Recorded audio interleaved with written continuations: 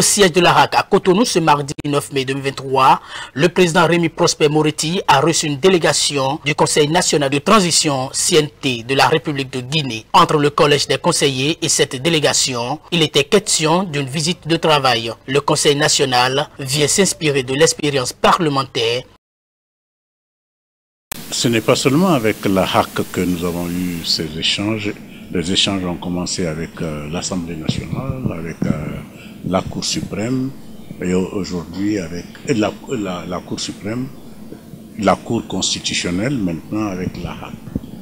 Nous sommes en transition et nous voulons que ce soit la dernière transition. Nous voulons la mener avec succès.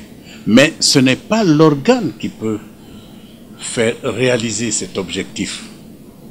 C'est que l'organe doit travailler pour les populations pour arriver à l'acceptation des nouvelles règles qui vont constituer la Constitution.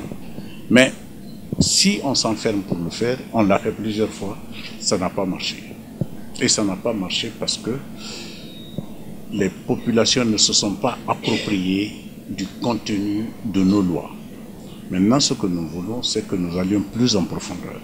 Mais il y a eu des expériences ailleurs, par exemple au Bénin, que nous avons connues et desquelles nous avons voulu nous inspirer pour traduire dans des formules législatives des aspirations, des opinions, des rêves de nos populations. Au nom de ses pairs, le chef de la délégation guinéenne se dit sidéré du contenu des échanges. Lesquels échanges sont expansés au-delà des attributions et compétences de la haute autorité de l'audiovisuel et de la communication RAC du Bénin. Nous sommes allés au-delà des attributions et des compétences de la RAC pour aller dans des domaines tantôt juridiques, tantôt sociologiques, tantôt historiques, pour expliquer et comprendre le mécanisme par lequel le Bénin est arrivé à une phrase que j'ai bien aimée, de savoir qu'il faut tout faire pour ne pas qu'il y ait un obstacle insolvable.